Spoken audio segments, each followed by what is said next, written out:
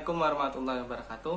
Nama saya Iza Andika Rahman dari kelompok 2. Di sini saya akan menjelaskan tentang pengertian surat niaga dan surat pemesanan. Assalamualaikum warahmatullahi wabarakatuh. Saya Lutfi Nurfani dari kelompok 2. Di sini saya akan menjelaskan tentang ciri-ciri surat niaga dan mengenai surat penawaran. Assalamualaikum warahmatullahi wabarakatuh. Perkenalkan, saya Oktaviani. Saya berasal dari kelompok 2 tentang surat niaga. Assalamualaikum warahmatullahi wabarakatuh. Nama saya Ahmad Alfarijal dari kelompok 2. Nah, di sini saya akan menjelaskan tentang surat niaga. Assalamualaikum warahmatullahi wabarakatuh. Nama saya Melia Febriani dari kelompok 2. Di sini saya akan menjelaskan tentang format surat niaga dan surat konfirmasi pesanan.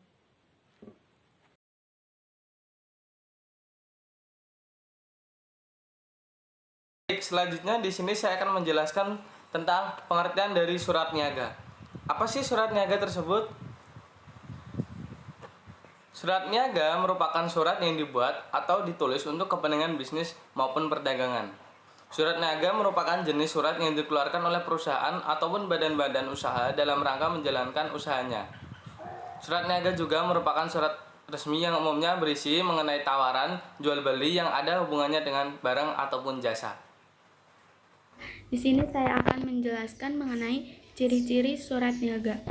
Ciri-ciri surat niaga yaitu yang pertama, dimulai dengan pembukaan yang tepat dan menarik.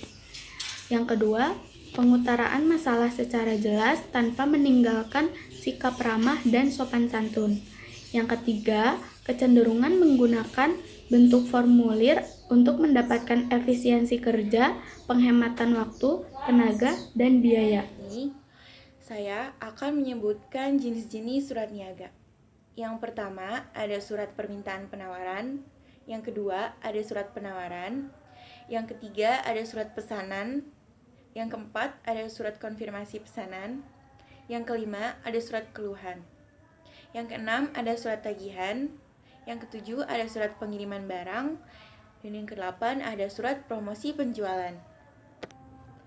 Bagian fungsi surat niaga. Nah, fungsi surat niaga yaitu yang pertama sebagai bukti hitam di atas putih, yaitu maksudnya khususnya surat-surat perjanjian. Yang kedua itu sebagai alat pengingat jika sudah diarsipkan maka kita dapat melihatnya lagi. Yang ketiga sebagai duta atau wakil penulisan untuk berhadapan dengan lawan bicaranya. Yang keempat itu sebagai pedoman kerja dalam menjalankan tugasnya. Yang kelima itu sebagai alat promosi, dan yang terakhir itu sebagai bukti sejarah.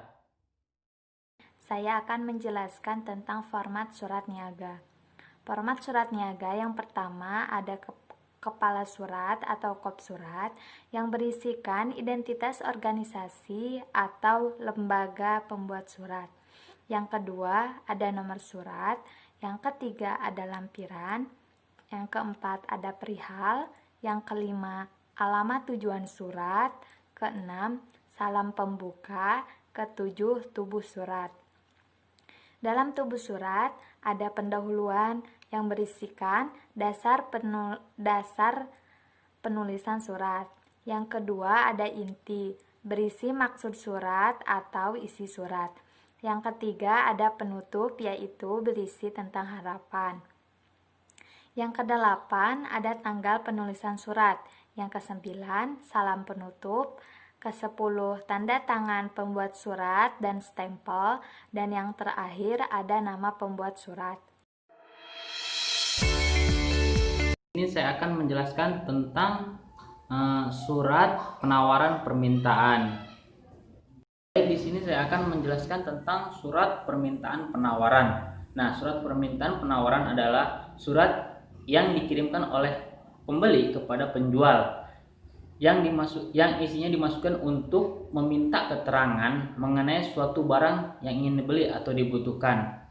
Nah, di dalam surat permintaan penawaran, informasi umum yang dibutuhkan yaitu meliputi daftar harga barang, syarat pembayaran, jumlah barang, kualitas, cara pemeliharaan dan juga diskon. Nah, beberapa hal yang perlu diperhatikan dalam surat permintaan penawaran yaitu yang pertama, jenis barang yang dibutuhkan. Yang kedua, jumlah barang yang dibutuhkan. Yang ketiga, kualitas barang disertai dengan contoh. Yang keempat, potongan harga yang ada, dan yang terakhir yaitu syarat penyerahan dan juga pembayarannya. Surat permintaan penawaran adalah memberikan bahan pertimbangan kepada pembeli sebelum pembeli melakukan pembelian barang. Dengan cara itu kita dapat memilih dan membeli barang sesuai dengan uang dan kebutuhan. Yaitu cara membuat surat permintaan penawaran yang baik. Yang pertama yaitu mintalah keterangan yang rinci terkait barang-barang apa saja yang dibutuhkan. Yang kedua yaitu nyatakan dengan jelas alasan-alasan yang mendorong kita untuk mengajukan surat permintaan penawaran. Yang ketiga, menunjukkan semua data-data yang ada hubungannya dengan barang yang dibutuhkan. Yang terakhir yaitu akhiri surat dengan kata-kata yang saling menguntungkan kedua belah pihak, yaitu misalnya ucapan terima kasih.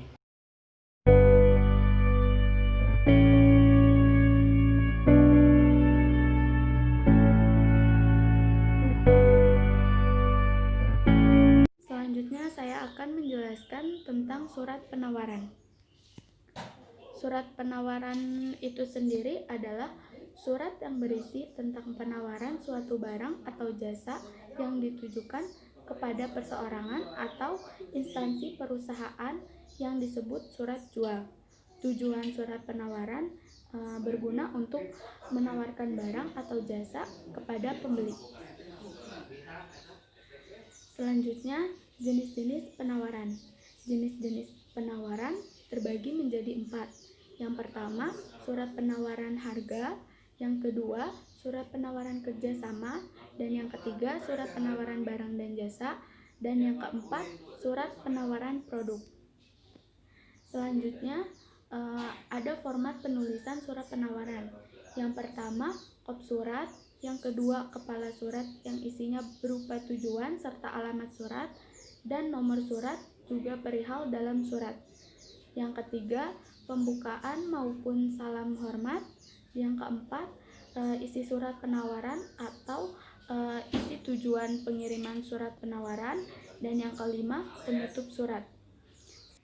Selanjutnya adanya format surat penawaran. Yang pertama adanya kop surat.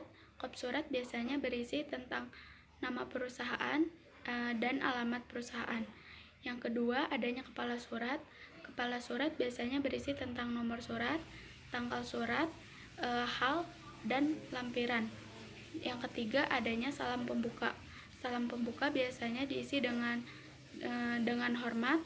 Dan yang keempat adanya isi surat.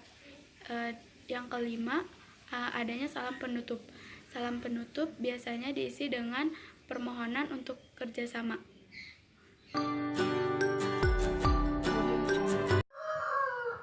Baik, selanjutnya di sini saya akan menjelaskan tentang surat pesanan. Apa sih surat pesanan tersebut? Surat pesanan adalah surat yang diterbitkan atau dikeluarkan oleh suatu perusahaan atau instansi yang bertujuan untuk memesan suatu barang atau produk kepada supplier, mitra, atau distributor. Selain itu, surat pesanan atau purchase order juga berfungsi sebagai alat untuk menindaklanjuti penawaran yang dilakukan oleh suatu pihak pada beberapa waktu sebelumnya. Selanjutnya, ciri-ciri dari surat pesanan. Yang pertama, terdapat nama dan jumlah barang yang akan dipesan. Yang selanjutnya terdapat kop atau kepala surat. Yang selanjutnya adanya kejelasan tentang pembayaran. Dan terdapat jenis dan tipe barang yang dipesan. Dan selanjutnya terdapat cara pengiriman atau penyerahan yang dikehendaki. Yang selanjutnya terdapat waktu penyerahan atau waktu pengiriman yang diinginkan sesuai pesanan. Yang selanjutnya menceritakan waktu transaksi. Yang selanjutnya bahasa yang digunakan resmi atau baku. Yang selanjutnya menjelaskan pihak penjual dan pembeli. Terdapat perincian objek atau barang atau jasa yang dijual. Yang selanjutnya isinya berkaitan dengan barang atau layanan jasa perniagaan. Selanjutnya fungsi surat pemesanan. Yang pertama sebagai tolak ukur kualitas suatu barang dan sebagai pedoman untuk pengiriman suatu barang dan sebagai barometer maju tidaknya suatu perusahaan dan sebagai pedoman untuk menentukan besar kecilnya suatu pembayaran. Selanjutnya, bagian-bagian surat dari surat pemesanan. Yang pertama, di kepala surat. Di kepala surat terdiri yang pertama ada kop surat, yang selanjutnya ada nomor surat, ada tanggal surat, dan ada lampiran, dan ada hal atau perihal, dan alamat tujuan. Yang kedua yaitu isi surat. Di dalam isi surat tersebut ada 3. Yang pertama yaitu kalimat pembuka, isi surat, dan kalimat penutup. Dan yang ketiga yaitu penutup surat dinas. Yang pertama ada nama jabatan, ada tanda tangan, ada nama pejabat, ada NIP, dan ada tebusan. Yang selanjutnya contoh dari surat pesanan. Baik, berikut adalah contoh dari surat pemesanan. Di contoh ini terdapat ada kepala surat, isi surat, dan penutup surat dinas. Untuk contoh ini di kepala surat terdapat ada kop surat.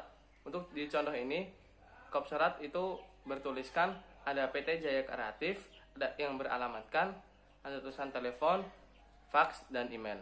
Lalu ada nomor surat. Di contoh tersebut nomor suratnya yaitu 111-PKK dan selanjutnya. Lalu terdapat tanggal surat. Tetapi di contoh surat pemesanan ini tidak ada terdapat tanggal suratnya. Lalu ada lampiran. Untuk lampiran di contoh ini tidak ada atau di garis strip. Lalu ada hal atau perihal. Untuk di contoh ini hal atau perihal itu berisikan pemesanan alat perkantoran. Lalu ada isi surat. Isi surat di contoh surat tersebut ada kalimat pembuka, isi surat, dan kalimat penutup. Untuk di contoh surat pemesanan ini kalimat pembukanya yaitu berdasarkan surat penawaran yang telah kami terima sampai sebagai berikut. Lalu untuk isi suratnya itu isi pesanan kita, yaitu seperti 2 box kertas A4, 2 box kertas, dan sebagainya. Lalu ada kalimat penutup. Untuk kalimat penutup ini, di kalimat ini yaitu demikian surat pesanan ini sampai selesai. Lalu untuk contoh ini ada penutup surat dinas. Di penutup surat dinas ini ada nama jabatannya, siapa yang menandatangani, dan nama pejabat, NIP, dan biasanya ada tanda tangan. Saya akan menjelaskan tentang surat konfirmasi pesanan. Yang pertama, ada definisi surat konfirmasi pesanan. Surat konfirmasi pesanan yaitu surat yang dibuat oleh penjual yang ditujukan kepada calon pembeli untuk memastikan barang atau jasa apa saja yang dipesan, harga total pemesanan, cara pembayaran, dan detail pengiriman.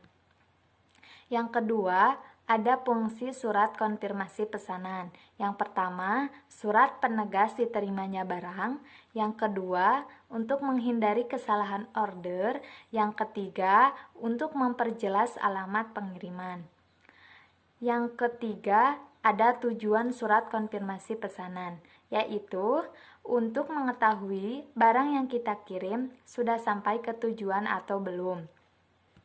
Yang keempat, ada format surat konfirmasi pesanan. Sama halnya dengan jenis-jenis surat lain, dalam surat konfirmasi pesanan harus ada kop surat, nomor surat, perihal surat, nama badan usaha, alamat dikonfirmasi atau alamat si konfirmasi, dan ditambahkan dengan jenis dan jumlah barang.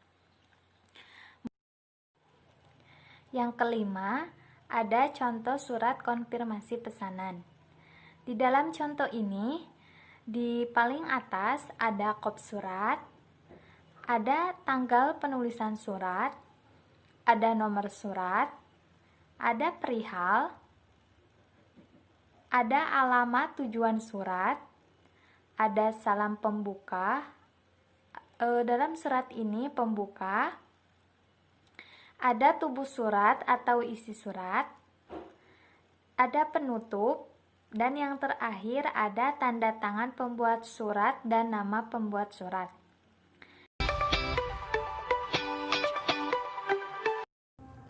Selanjutnya adalah surat keluhan. Di sini saya akan menjelaskan pengertian dari surat keluhan. Surat keluhan adalah surat pemberitahuan yang ditujukan kepada penjual mengenai penerimaan barang yang tidak sesuai dengan pesanan, yang disertai dengan tuntutan tentang penyelesaiannya. Dan saya akan menjelaskan fungsi-fungsi dari surat keluhan. Yang pertama, untuk mengubah situasi yang tidak dapat diterima si pembeli. Yang kedua, untuk memberikan kritik dan saran terhadap barang yang dikirimkan. Lalu saya akan menjelaskan format dari surat keluhan. Yang pertama, ada kepala surat, yaitu isinya adalah identitas si pembuat surat. Yang kedua, ada nomor surat. Yang ketiga, ada lampiran. Yang keempat, ada perihal. Yang kelima, ada alamat atau tujuan surat. Yang keenam, ada salam pembuka. Yang ketujuh, ada isi surat atau maksud dari surat tersebut. Yang kedelapan, ada penutup yang berisi harapan ataupun penyelesaiannya. Yang kesembilan, ada salam penutup. Dan yang kesepuluh, ada tanda tangan serta nama dari si pembuat surat tersebut. Lalu di sini saya akan menjelaskan macam-macam surat keluhan. Yang pertama, ada surat keluhan tentang waktu pesanan yang terlambat. Yang kedua, ada surat keluhan tentang kualitas barang. Yang ketiga, ada surat keluhan tentang kerusakan atau cacat pada barang. Dan yang keempat, ada surat keluhan tentang kekurangan jumlah pesanan.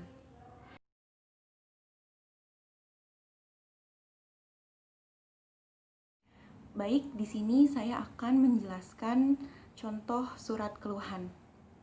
Yang pertama, ada kop surat yang di dalamnya terdapat alamat dari si pembuat surat atau dari si pengirim surat. Yang kedua, ada tanggal.